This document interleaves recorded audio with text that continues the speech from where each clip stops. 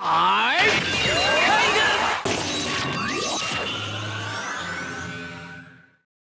there YouTube, welcome back to yet another Decker video. This time we will be reviewing Deck X, the deck that got away. What happened was I ended up selling this deck to a friend, and somehow another friend ended up with this deck, and this friend is... Your buddy Alonso, how you doing? Who is not rocking his ace hat yet again. The beanie. I stole it from my girlfriend. She deserved it. She deserves the steals. Let's continue, please. Let's. Okay. And this deck is actually an Ojama deck. Starting right off, we have 3 Ojama Yellow, 3 Ojama Black, and 3 Ojama Green. The Ojama Trio. The Ojama Trio. The trio of Ojamas. Yes. Now, I'm sure you remember the Ojamas from way back when. This is a way old archetype that didn't see a lot of support, but they're level 2 beasts and they are starting to go on the rise. So they might actually see some play now. Not necessarily Ojamas, but level 2 beasts in general. Yeah. So, that's of course the first 9 cards. Moving right along, we also have a trio of Ojama Blues. Same stats as the other Ojamas. When did these come out, actually? They came out in Raging Battle, which was back when the Gladiator Beast first came out. Wow. Yeah, I mean, because they kind of just flew under the radar. I didn't even know they existed. They're actually pretty good cards, though. I was lucky when I picked them up when I did. Same stats as an average Ojama, but when it's destroyed by battle and sent to the grave, you add 2 Ojama cards from your deck to your hand. It can be the monster, it can be spells, doesn't Traps, matter. yeah, just exactly. As long as it has Ojama in the name. Exactly. We also have 3 Ojama Reds. Now this is the summon. This card is great. It's the summon accelerant. It came out in Raging Battle as well. And when it's normal summon, you can special summon as many Ojamas from your hand as possible. And it can be any of the Ojamas. Unfortunately, you can't have an Ojama King in your hand. Or else you would play him. Yes. Exactly. Now moving right along, we also have a Chow Chow Chan. It's an excellent hand trap. It's during your opponent's battle phase, if your opponent plays a trap card, or actually it's during your battle phase, if your opponent plays a trap card, a normal trap card, you drop this card from your hand and negate it. It's like Effect Failure for traps. Yo, it's, I attack with my Ojama Knight that has its attack reversed. Activate Mirror Force. Chow Chow Chan. Screw you, buddy. That moment when you get your Mirror Force down by a Chow Chow Chan, that's disappointing. Isn't it, though? Yes, I'd feel sad. Moving right along, we also have a pair of Baby Raccoon Tantans. When flip summoned, you special summon a level 2 beast-type monster from your deck, except himself. Which... Ojama Blue in defense position. Exactly. And then, of course, we have a Rescue Rabbit. Since there are 9 different, like, normal monsters in the deck, you can use this to easily get out an Xyz monster. That's the main point of the deck, actually. Unless you want to go for a quick fusion. You don't really... It can work sometimes. Either or. But you just drop 2 Sondaiyus and been like... Which we will get to later. Yes.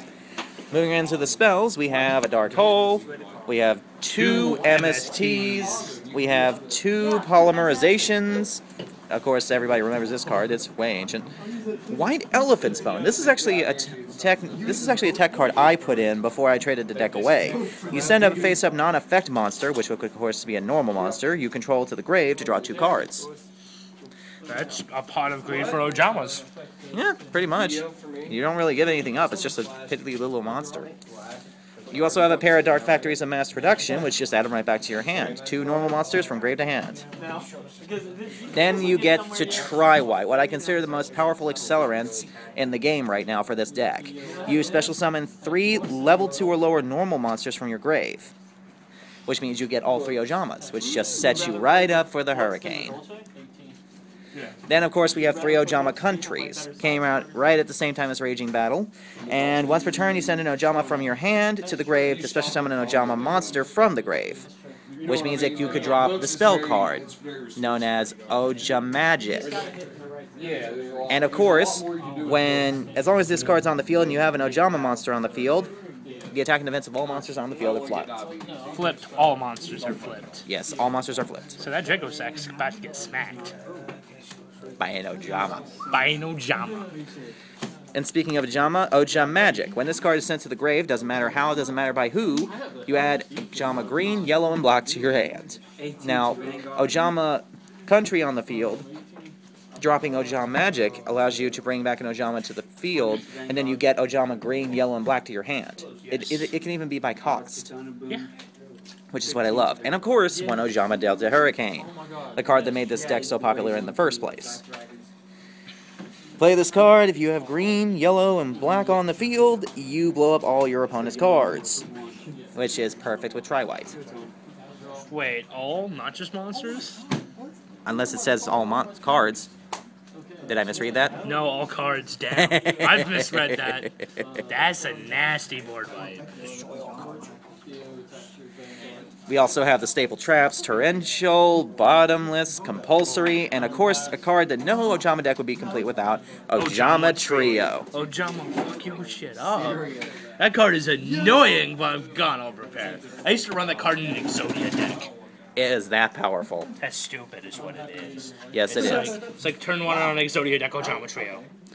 They only have 2 monsters they can use. And the reason for this is because when it's activated, 3 Ojama tokens are summoned to the field, the opponent's side of the field. And you only have 2 ways of getting rid of them. Either we attack them, we attack with them, you can't overlay with them because they're tokens. Right. You can only synchro with them, and they're light beasts. Which is not exactly the easiest thing to synchro with at this moment in time. And they're level 2s. So you got to give up a lot. Yeah. And you also take damage when they get destroyed. Yes, when they are destroyed, you take 300 points of damage per token. I'm not going to attack them. I'm just going to sit there with them. Exactly. Moving right into the side, we have another Baby Raccoon Tantan, another Polly, we have another MST, another White Elephant's Gift, we have another Tri-White, we have 2 copies of Wild Nature's Release. With them all being beasts, this card is actually not bad, especially if Ojama Country is on the field. You target 1 beast or beast warrior on the field, it gains attack equal to its current defense until the end phase, which is really only good with something like Sandayu. And then you have to destroy it during the end phase, but Sandayu's effect protects it. It's really more a fun deck card than anything. It's not really useful. Yeah. But the best way to use it would be if you had something like Gachi on the field, because then you just boost all their stats. Then you got 2 more Ojama Delta Hurricane. You got a Justy Break, which is like Mirror Force for normal monsters. When your opponent declares an attack against a face-up normal monster, you destroy all face-up attack position monsters except normal monsters. I'd like to point out that there's Elemental Hero Neos right there. Are you sure that's Neos? That's Neos. Don't make me get bum over here. No, you're right. That's Neos. That's Neos. Yeah, you gotta look closely, but it's Neos. Then, of course, we got 2 League of Uniform Nomenclature. Bit of an odd card. You select a face-up level 2 or lower normal monster on your side of the field, and this card special summons as many copies as possible with the same name from your deck.